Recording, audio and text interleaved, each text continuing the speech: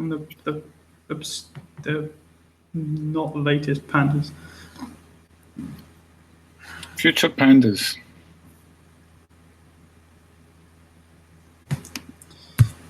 Previous pandas. Okay. I've got a pretty full house again today, which is good. You want to start, David? I just let the students start then. I let the students to start. Go on then. So Roshan, do you want to go first? Yeah, sure. Yeah, so I had to implement Gong and Solace via some clients this weekend. I've implemented both of them, but then the problem that I have raised an issue about. It's about scraper not work for websites saying FTP protocol, and the scraper doesn't work for a few certain types of regular expressions. So if anyone wants to crack at that, I've raised an issue with on GitHub. Regarding my progress for summer of code, I'm right on time. I'm supposed to finish all Fido clients by next weekend. But I think if me and David could discuss the specifications of Ghost clients, I'd be able to finish it by this week. So summer of code, everything is thankfully on schedule. That's it. Can you explain the problem that you're having with the wavelengths that I'm complaining? And, oh yes. And so, that needs to be fixed. So yeah. So see, there's an. I'd like to speak about the wavelength issue. So there's a wavelength that's defined in VSO attributes. What it does is whenever you give wavelength certain you say nanometers, it automatically converts it into angstrom units. It's there in the code. So the problem is when you convert nanometer angstrom units, you're getting the precise value. It is losing due to precision errors. So you're not getting the exact value that you should be getting. You convert from nanometers to angstroms.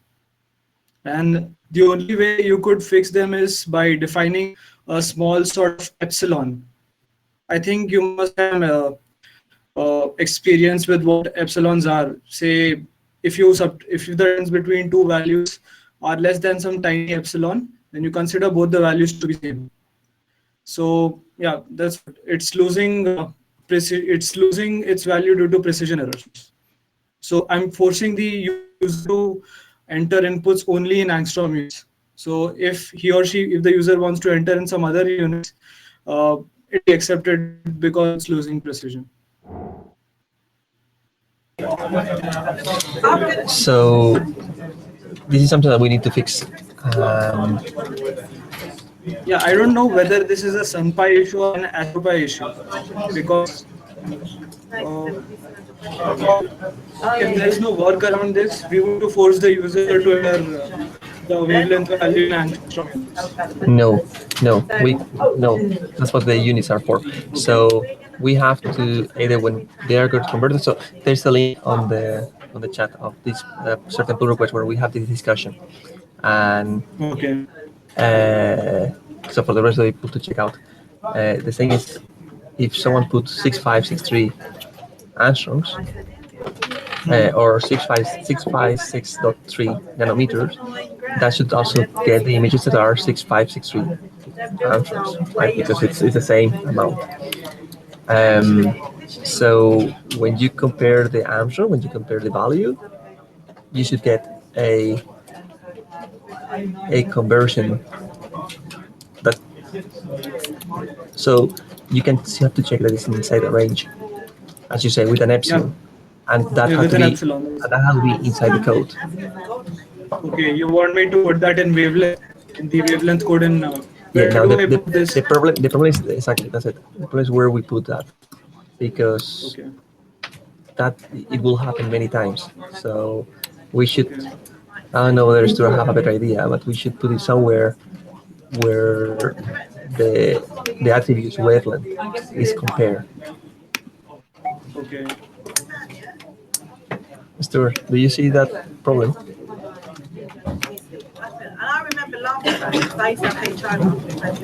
No, you're mute. $9 grand. HR must do way more. But hey, let's just give him Is the that $9 the grand. issue you put in the chat? Yeah, so if you scroll down to the first comment, yeah.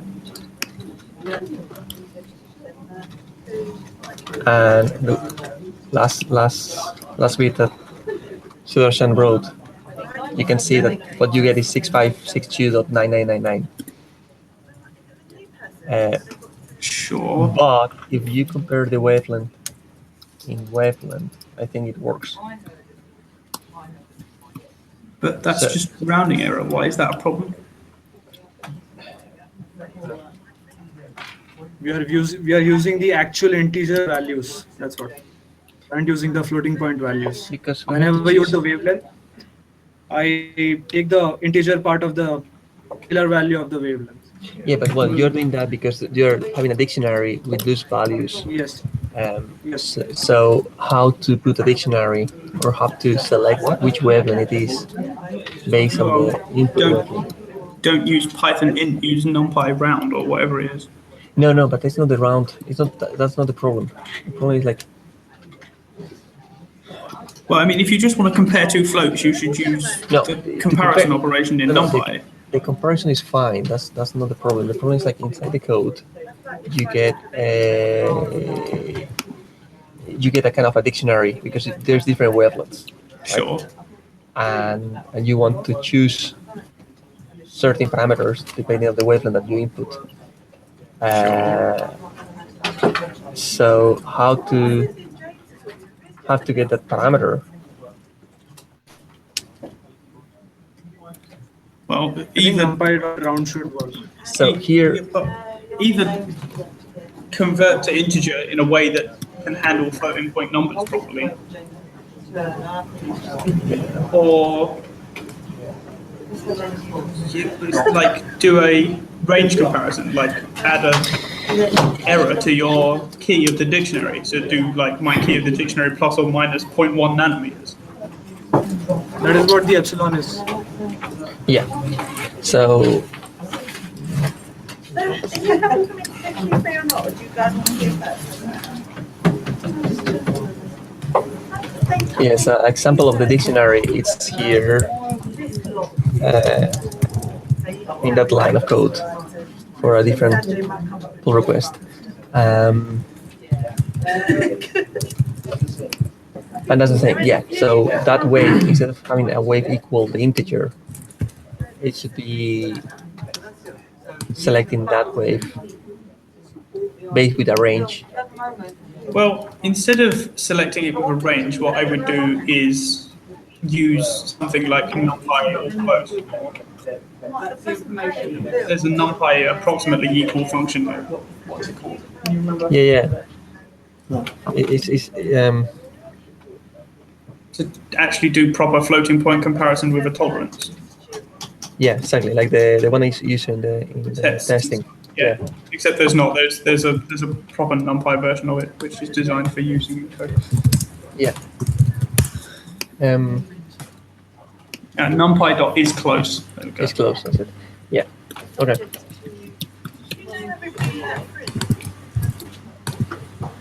Okay, so send us. So let's play with it then. Yeah, sure.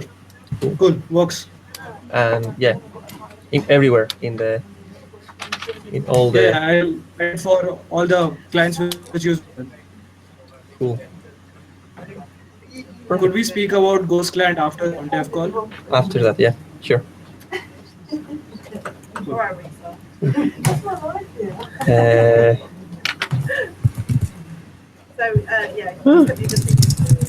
that Yuji has left. Okay, so Will or Andrew, would you like to give a update from Tessa? Yeah, sure. So she was supposed to connect today. I'm not sure where she is. It's 9 in the morning her time, so maybe still asleep. But yeah, so we are working on or she's working on right now, calculating these wavelength response functions for AIA, with the challenge right now being how do we get the information we need out of these GenX IDL save files.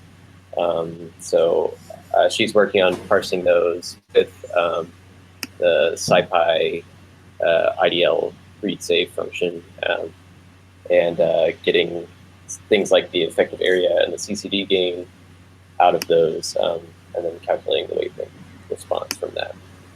So yeah, hope maybe she'll sign on before the meeting ends, but Thanks. Jack, do you know those GenX files? No. Richard, what's his name? Richard. Yeah. Asking because asking that when we were with GDL, he was suggesting to convert all the files to that type. To Gen X? Yeah, but there's two GenX in SolarSoft. One is a simple save file, just called GenX, or GenY, and then the other GenX, which is just a write into the file. So it's a open write with maybe sometimes the XDR. So it's just writing straight into the file, into a text file.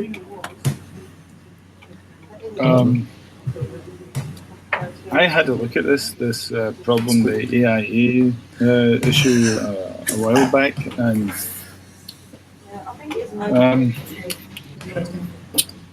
I can work it out. So, have you had any success at all in reading these files in Python? Anyone? so what I did was Anyone? I just read them all into IDL and then produced a normal save file from there. And then from there, you can read them with the SunPy read save function. But you can't. I couldn't just read. It threw some exception when I tried to just read straight from the GenX into Python. But looking at the IDE code, it's just write. Just writing the data straight into the file. So I don't know. Like if you try to open the file, you see a lot of binary stuff, but you can actually see the some words because it's been written straight into the file. And then there's the write structure, so which is just str.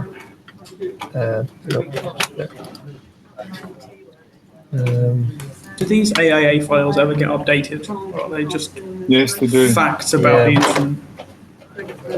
They do. No, they do get updated. Wait. New calibrations come in and they get updated. Yeah, I guess you might say that. I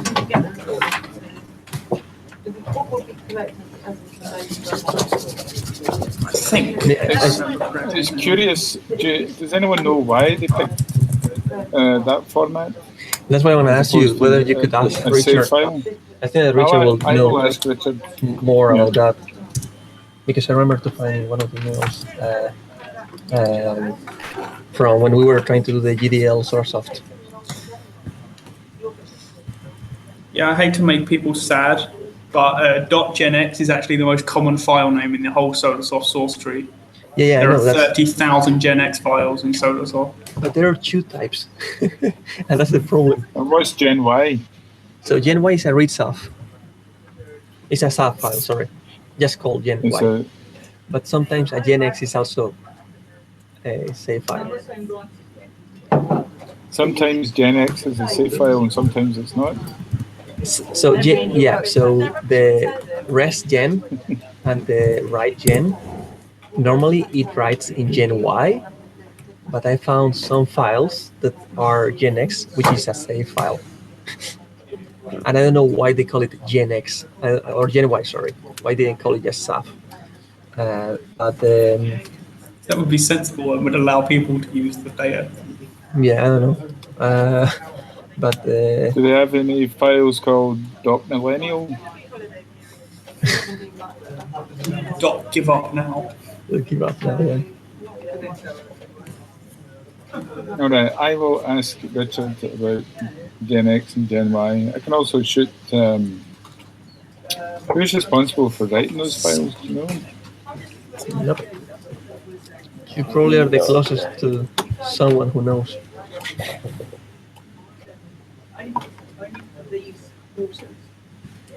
Going forward to the new that's for August, yeah? All right.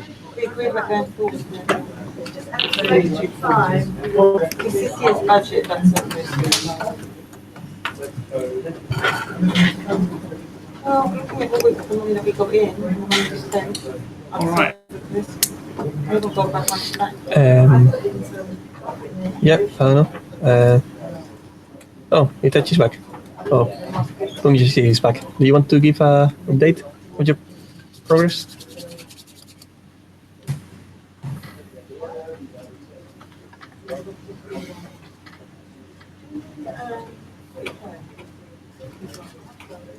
Maybe having AV issues.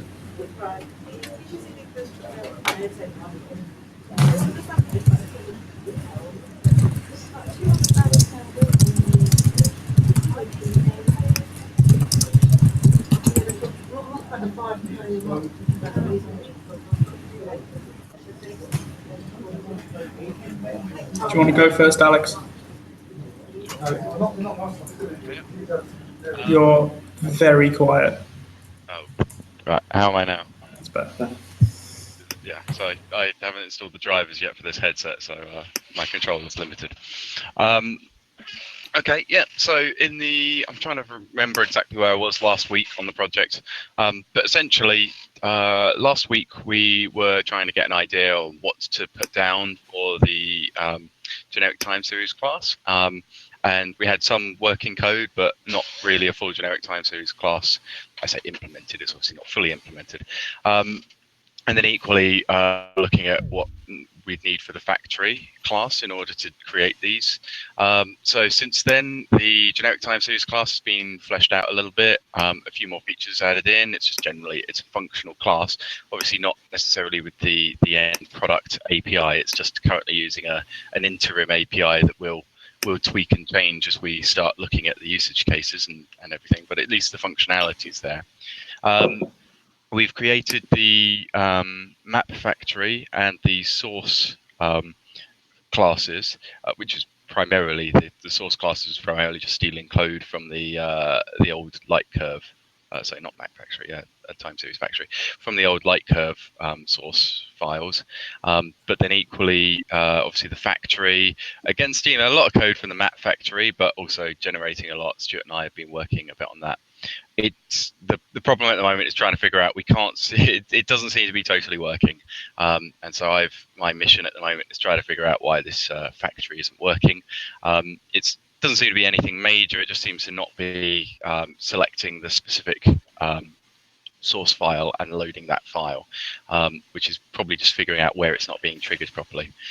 Unfortunately, yesterday I had my computer died, my SSD died, so I spent most of yesterday just trying to get the damn thing up and running again, which has delayed me a little bit, and I would have hoped to have a bit more to talk about. But other than that, Danny, Stuart, and I have had another meeting where we discussed generally what we're looking for in the actual API, what we're looking for the functionality. So we got a little bit more of an idea on exactly what sort of stuff I'm going to be looking at adding first, versus what will be coming later in the project. But other than that, I think that's it.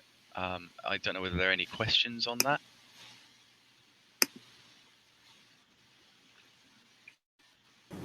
Is there a branch somewhere I could have a nosy at? Yes, you can. Just off your it's just GitHub? mine. Yeah.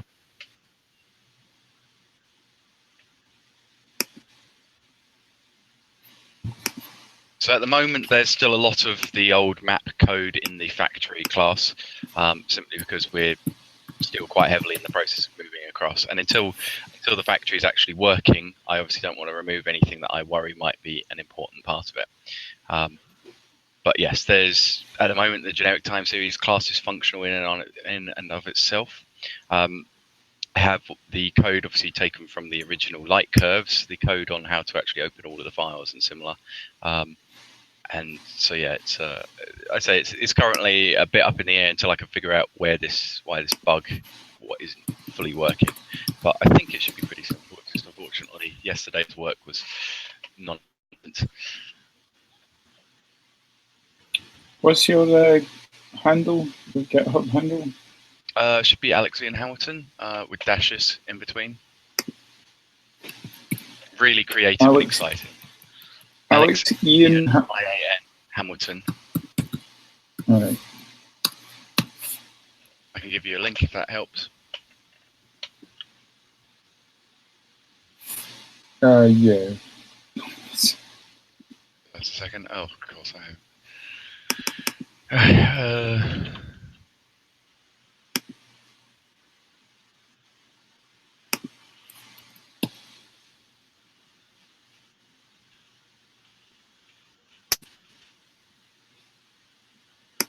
no. Logging in myself again because now my entire machine has had to be completely reinstalled. It's very frustrating that everything I'd set up over the last couple of months is non-existent. Right. Okay. So. I've got it. I'll find it. Okay. Thanks. Otherwise, for everybody else, I'll just add a link in there so people can access if they want.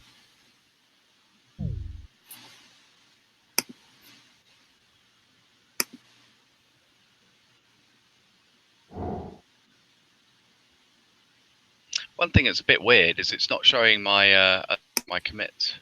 I'm not sure why. In the sense that the commits have been added, but it's not showing in the graph of my contributions. The contribution graph only shows up when you push to master on a source repo. So it'll only show up once you put it into SunPy master. Oh, fair enough. Okay.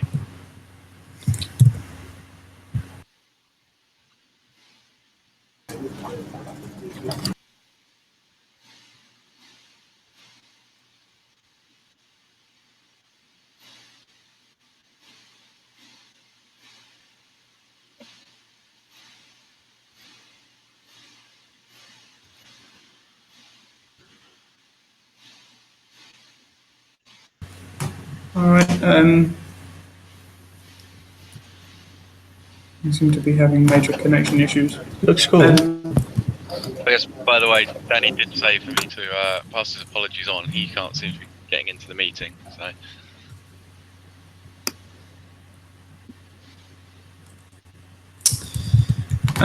Yeah.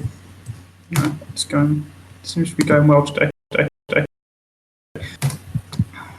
The database project has been going quite well. There's a new PR today, which contains the code to Unidown to read in the results of Unidown queries into the database, which is PR 1830. So that's been what we've been working on in the last little while. We haven't managed to make it work for JSON results yet, but that's an interesting challenge.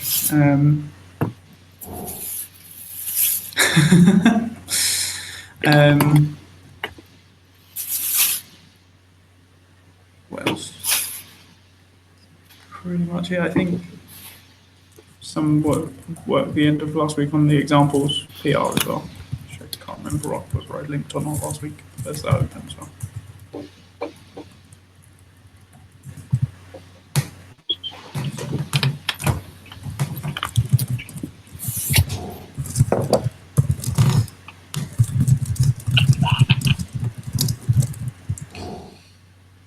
All right. Anything else on summer projects they want to talk about? That was a lot of talking about summer projects. It's good. Lots of tasty code. Okay.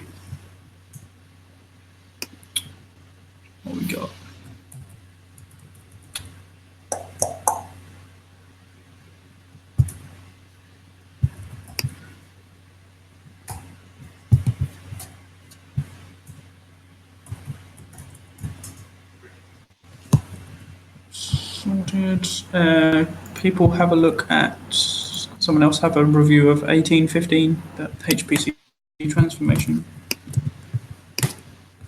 which is there. Since last week, magic tests appeared.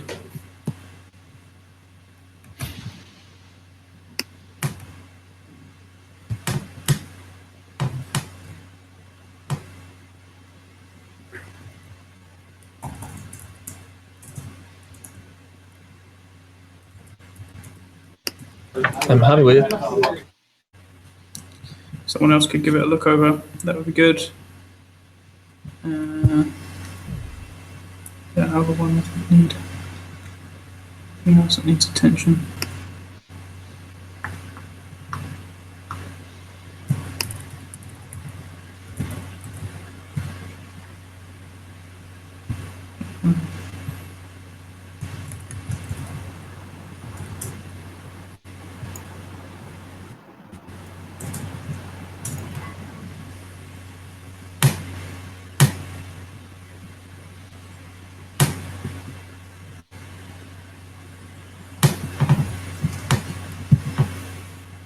I don't think there are any other PRs. Is there anything else anyone wants to talk about? I think on anyone's minds.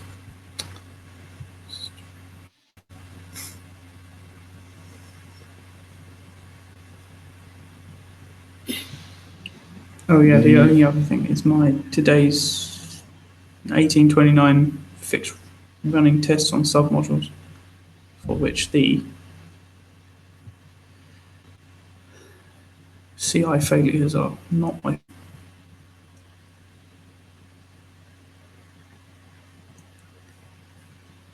Basically, that allows you to specify, like if you do run tests with a submodule, it will run all the tests of all of the submodules of that submodules of that submodule. Way too many occurrences of the word submodule in that sentence.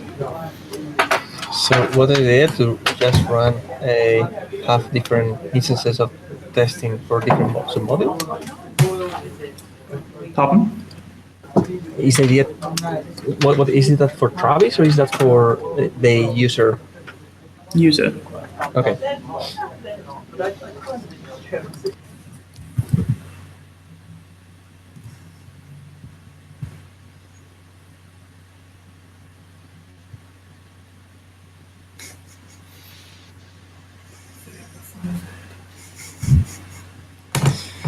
Well, if there isn't, if no one else has anything, I don't think I've got anything else to add. I'm going to try and do a 0.7.1 release probably tomorrow or Friday, to fix a couple of bugs that have been patched since release. So if anyone has found anything else lurking in 0.7, now is the time to come forward.